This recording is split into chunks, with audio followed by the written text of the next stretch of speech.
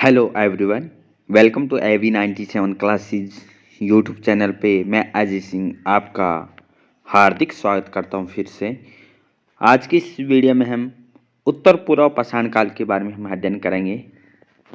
ये जो क्लास हमारी यूजीसी नेट और इसके साथ साथ जो असिस्टेंट प्रोफेसर एग्ज़ाम हैं जैसे एचपीएससी है, राजस्थान है, आगे जो वैकेंसी जम्मू कश्मीर, उत्तर प्रदेश, बिहार में जो वैकेंसी आने वाले उसके लिए इम्पोर्टेंट है। ये हमारी क्लास रहेगी प्रोफेसर पीजीटी टीजीटी के लिए। इसमें हम अध्ययन करेंगे उत्तर पूर्व पाषाण काल के बारे में। किसके बारे में? उच्च जो है उत्तर पूर्व पाषाण काल। इससे पहले हम पूरा पाषाण काल, जो प्रारंभिक पूरा पाषाण काल, मध्य पूरा पाषाण काल के बारे में हम अध्ययन कर चुके। विस्तार पूर्वक से हमने अध्ययन किया था। और जो भी साथी आज इस YouTube चैनल पे पहली बार आए हैं तो पिछले क्लास को ज़रूर ज्वाइन करिए, फिर इस क्लास को देखिए, क्योंकि जो एक सीक्वेंस का जो कड़ी है वो हम लगातार उस सीक्वेंस से करेंगे तो ही हमें ये सभ्यताएं हैं समझ में आएगी। आज जो हम कर रहे हैं उच्च पूर्व पाषाण काल के बारे में। उच्च पूर्व पाषाण काल, इसकी काल अवधि इतनी हमें ऐसे याद नहीं रखनी, काल अवधि के बारे में नहीं पूछा जाता। जो यहाँ जो हमारे यूजीसी नेट में जो क्वेश्चन बनते हैं, इस सभ्यता से, इस काल से कौन से औजार हमें मिले, कौन सी स्टेट में मिले और कौन व्यक्ति है जो इनकी खोज कर रहा है, या ऐसी क्या विशेषताएं हैं जो अलग विशेषताएं हैं। तो ये क्वेश्चन हमारे यहाँ से ऐसे क्वेश्चन है जो बनते हैं और हम चर्चा करेंगे। तो इसमें जो हमें ध्यान रखना है, प्रारंभ ऐसा माना जाता था कि भारत में कोई भी उच्च पूरा पाषाण काल नहीं था। शुरुआत में माना जाता था कि जो उच्च पूरा पाषाण, जो पूरा पाषाण काल है, औजार पत्थर औजार के आधार पर इसको 3 भागों में बांटा था। इससे पहले 2 अध्ययन हम कर चुके हैं। पूरा पाषाण काल जो प्रारंभिक या निम्न पूरा पाषाण काल, मध्य पूरा पाषाण काल, और अब है उच्च पूरा पाषाण काल। तो प्रारंभिक में ऐसा माना जाता था कि जो उच्च पूरा पाषाण काल है ये नहीं होता, शुरुआत इसकी नहीं थी। परंतु बेलन घाटी, कौन सी घाटी है? बेलन घाटी से हमें पहली बार भारत में उच्च पूरा पाषाण काल के साक्ष्य मिले हैं। इंपॉर्टेंट, जो भी साथी इस वीडियो को देख रहे हैं तो अपने क्वेश्चन है इसमें इसको अंडरलाइन कर सकते हैं। इंपॉर्टेंट क्वेश्चन रहने वाला है कि उच्च पूरा पाषाण काल का पहला जो साक्ष्य मिला है, एविडेंस मिला है, वो हमें कौन सी घाटी से मिला? बेलन घाटी से। कौन सी घाटी से? बेलन घाटी से मिला है। उच्च पूरा पाषाण काल की अंतिम संस्कृति को, जो उच्च पूरा पाषाण काल की है, जो अंतिम, जो लास्ट जो संस्कृति है, इसको हम क्या कहते हैं? मैगडेलियन संस्कृति भी कहा जाता है। जो मैगडेलियन संस्कृति भी कहा जाता है। उच्च पूरा पाषाण काल के साक्ष्य में सबसे पहले जो मिला है बेलन घाटी से। और इस अंतिम संस्कृति को किस नाम से जाना जाता है? वो जाना जाता है मैगडेलियन संस्कृति के नाम से भी जाना जाता है। मध्य उच्च पूरा पाषाण काल के जो उपकरण है, यूजीसी नेट के साथ साथ जितने भी एग्जाम इससे रिलेटेड है, जैसे असिस्टेंट प्रोफेसर है, सेट है, नेट है, ये एग्जाम पीजीटी टीजीटी में इनके उपकरण से संबंधित क्वेश्चन जरूर पूछा जाता है। तो हमें ध्यान रखना है इस काल के उपकरण क्या थे?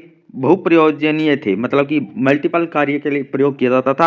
एक ही उपकरण को काटने, चीरने, खोदने आदि का कार्य किया जाता था। जो काटने, चीरने और खोदने मतलब अलग अलग कार्य किया जाता था, तो उनको क्या कहते हैं? बहुप्रयोजनीय कहते हैं। उच्च पूरा पाषाण काल से उपकरणों के निर्माण में जो विशेषीकरण है, मतलब उसकी विशेषीकरण पर भी बल दिया जाता था। प्रत्येक कार्य के लिए विशिष्ट उपकरण बनाए जाने लगे थे। विशेष उपकरणों में कौन से हैं? उच्च पूरा पाषाण काल के, उत्तर पूरा पाषाण काल के लेटर एज है, जो उच्च पूरा पाषाण काल है, इसमें जो तक्षणी या गिरमिट, जिससे गिरमिट को क्या कहते हैं? ब्रन का विशेष महत्व था। तो तक्षणी और गिरमिट कौन से काल के? उच्च पूरा पाषाण के हैं। जैसे हमने चॉपर चॉपिंग देखे थे, तो वो कौन से काल के थे? पूरा या प्रारंभिक निम्न पूरा पाषाण काल के थे। फिर हम यहाँ बात करते हैं तक्षणी और गिरमिट या ब्रन, जो उच्च पूरा पाषाण काल के हैं। इस काल का मुख्य उपकरण क्या था? ब्लेड। उच्च पूरा पाषाण काल का मुख्य उपकरण इंपॉर्टेंट जो था वो था ब्लेड। तक्षणी और गिरमिट उच्च पूरा पाषाण काल के हैं। इस काल को जो ब्लेड उपकरण प्रमुख था, इसलिए इस काल को ब्लेड प्रधान उच्च पूरा पाषाण काल से भी जाना जाता है। क्या क्वेश्चन यहाँ से हमारे जो बने हैं उन क्वेश्चन की बात करते हैं। तो सबसे पहले जो हमारा क्वेश्चन यहाँ से बना है कि इस काल के उच्च पुरा पाषाण काल के पहला साक्ष्य जो हमें मिला है वो मिला है बेलन घाटी से। किससे? बेलन घाटी से। और इस काल को क्या कहते हैं? मैगडेलियन संस्कृति भी कहा जाता है। दो क्वेश्चन यहाँ से बन रहे हैं। नेक्स्ट क्वेश्चन जो हमारा यहाँ से बनेगा कि इसके जो उपकरण कौन कौन से हैं, वह तक्षणी और गिरमिट, और इसका मुख्य उपकरण क्या था? ब्लेड। यह तीसरा क्वेश्चन। इस काल को किस नाम से जाना जाता है? ब्लेड प्रदान या उच्च पुरा पाषाण काल। 4 क्वेश्चन है हमारे इस स्लाइड से, यहाँ से क्वेश्चन बनने की जो संभावना है। मैगडेलियन संस्कृति, बेलन घाटी से साक्ष्य मिले हैं, तक्षणी या गिरमिट उपकरण थे, ब्लेड प्रमुख उपकरण था। इसको संस्कृति को क्या कहा जाता है? ये क्वेश्चन। इस काल की 2 विशेषताएं हैं। कौन सी विशेषता है? 2 विशेषताएं। किस काल की? अभी उच्च पुरा पाषाण काल, उत्तर पुरा पाषाण काल की 2 विशेषता। एक तो विशेषता है नए चमक उद्योग की स्थापना। नए चमक है, उद्योग है, उनकी स्थापना एक विशेषता थी। दूसरी है प्रगमानव होमो सैपियंस का पर्दापरण सर्वप्रथम इसी काल में हुआ था। अंडरलाइन कर लेना अगर इस क्लास को देख रहे हो तो नोट कर लेना कि होमो सैपियंस या प्रगमानव का जो पर्दापरण हुआ है सर्वप्रथम किस काल में हुआ है? पूरा पाषाण काल के उत्तर पूरा पाषाण काल में प्रगमानव होमो सैपियंस का पर्दापरण है वो शुरू हुआ है। और पहली विशेषता थी नए चमक उद्योग की स्थापना हुई थी। इसी काल में अड्डियों से बने उपकरण भी मिलने लगते हैं। अड्डियों के बने उपकरण जो मिलने शुरू हुए हैं वो किस काल से हुए हैं? उच्च पूरा पाषाण काल, उत्तर पाषाण काल से, पूरा पाषाण काल से। क्या क्या विशेषताएं हैं? विशेषता की बात करें तो नए चमक उद्योग की स्थापना, होमो सैपियंस सर्वप्रथम इसी काल में आया था। अड्डियों के बने उपकरण भी हमें इस काल से मिलते हैं। सबसे अधिक संख्या में जो हमें अड्डियों के उपकरण मिले हैं वो आंध्र प्रदेश। कौन सा प्रदेश है? आंध्र प्रदेश की कौन सी शिलाश्रय गुफाएं हैं? वह मुचतला चिंता मनुगावी जो शिलाश्रय है, गुफाएं हैं, यहाँ से हमें ये हड्डियों के बने उपकरण मिले हैं। इंपॉर्टेंट है, यहाँ से जो विशेषताओं से क्वेश्चन बन सकते हैं। फिर वही बेलन घाटी जो हमें उच्च पूरा पाषाण काल के बारे में साक्ष्य का पता चलता है, वहाँ से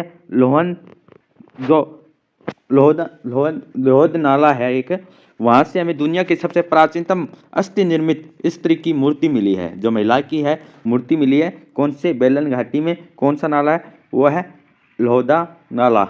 यहाँ से हमें प्राचीनतम अस्थि निर्मित हड्डी से निर्मित एक मूर्ति मिली है।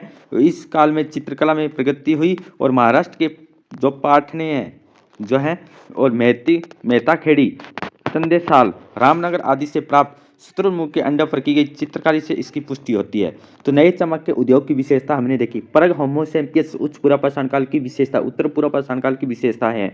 फिर हमें चमकीले हड्डियों से बने उपकरण भी मिले हैं, चमकीले और पत्थर के उद्योग भी मिले हैं। यहाँ से आंध्र प्रदेश के मुस्ताला चिंता मुनगावी से हमें शिलाश्रय मिले हैं और वहीं बेलन घाटी से लोहनाला क्षेत्र से हमें एक हड्डी से बनी एक मूर्ति मिली है। ठीक। और महाराष्ट्र का कौन सा है? पाटने है, मेहताखेड़ी है, चंद्रसोल, रामनगर आदि से शुतुरमुर्ग के अंडे पर की गई चित्रकारी की पुष्टि मिली है। शुतुरमुर्ग के अंडे पर की गई चित्रकारी सबसे पहले 1860 में यूपी के बांदा जिले के केन नदी के तट पर हुई थी। शुतुरमुर्ग के अंडे पर की गई चित्रकारी सबसे पहले हमें कहा 1860 में यूपी के कौन सा? बांदा जिले के केन तट पर जो है नदी है उस पर हुई थी। शुतुरमुर्ग के अंडे में प्राचीनतम और एकमात्र मानव निर्मित चित्रांकन पाटने से प्राप्त होता है। इस काल के चित्रों को एक और उदाहरण मध्य प्रदेश की रायसेन जिले में भीमबेटका से भी मिलता है। तो ये क्वेश्चन हमारे इंपॉर्टेंट थे, यहाँ से क्वेश्चन जब बनने की संभावना थी। एक बार और रिविजन करते हैं क्योंकि रिविजन होगा। बेलन घाटी से हमें क्या मिला है? सबसे पहले साक्ष्य मिले किससे? उच्च पूरा पाषाण काल से। इस काल को क्या कहा जाता है? मैगडेलियन संस्कृति भी कहा जाता है। इससे औजार इस काल के जो हमें उपकरण मिले तक्षणी और गिरमिट मिले हैं। इसमें प्रमुख क्या है? ब्लेड। इसके कारण इसको क्या कहा जाता है? ब्लेड प्रधान उच्च पूरा पाषाण काल संस्कृति, उच्च पूर्व पाषाण काल को कहा जाता है। इसकी 2 विशेषताएं हैं। कौन सी विशेषताएं? एक तो नए चमक उद्योग की स्थापना हुई थी। दूसरा, परग मानव होमो सैपियंस का पर्दापण हुआ था और इसी काल के हड्डियों के बने उपकरण हमें मिलते हैं। ये हड्डियों के उपकरण हमें आंध्र प्रदेश के मुस्ताला चिता मनुगाई शिलाश्रय से मिले हैं। दूसरा, बेलन घाटी है जो हमें उच्च पुरापाषाण काल के साक्ष्य मिले हैं। वहाँ से एक लोहदानाला है, यहाँ से दुनिया के सबसे प्राचीनतम अस्थि निर्मित हड्डियाँ मिली है। और महाराष्ट्र के पाटने, मेहताखड़ी, चंदेसौल, रामनगर आदि से शत्रुमुख के अंडे पर की गई चित्रकारी की पुष्टि मिली है। सबसे पहले चित्रकारी है ये 1860 में यूपी के बांदा जिले के केन नदी के तट पर की गई थी। और ऐसे ही हमें मध्य प्रदेश के रायसेन जिले से भीमबेटका से भी मिलते हैं। नेक्स्ट हमारा पॉइंट रहेगा वो रहेगा बेलन घाटी। बेलन घाटी के बारे में बात करें तो बेलन टोंस की सहायक नदी है। टोंस की सहायक नदी बेलन घाटी है। बेलन नदी किसकी सहायक नदी है? टोंस की। बेलन घाटी से हमें उच्च पुरापाषाण काल के साक्ष्य हमें मिले हैं जो मिर्जापुर के पठारी क्षेत्र में बहती है। बेलन नदी कहाँ? मिर्जापुर के पठारी क्षेत्र में बहती है। टोंस की सहायक नदी है। पुरापाषाण काल, मध्यपाषाण काल, नवपाषाणकालीन तीनों काल की, पूरा, मध्यपाषाण काल, नवपाषाण, तीनों कालों के हमें साक्ष्य जो मिलते हैं बेलन घाटी से मिलते हैं। निम्न पुरापाषाण काल के कितने स्थल है? 44 स्थल है। निम्न पुरापाषाण काल के स्थल बेलन घाटी में कितने स्थल है? 44। बेलन घाटी का महत्व है कि इस घाटी में उच्च पुरापाषाण काल के साक्ष्य है वो सबसे पहले मिले थे। उच्च पुरा मतलब कि उत्तर पुरापाषाण काल है, इस संस्कृति के साक्ष्य पहले हमें बेलन घाटी से मिलते हैं। 44 स्थल निम्न पुरापाषाण काल के हैं और पुरापाषाण काल, मध्यपाषाण काल, नवपाषाण काल के साक्ष्य हमें बेलन घाटी से मिलते हैं।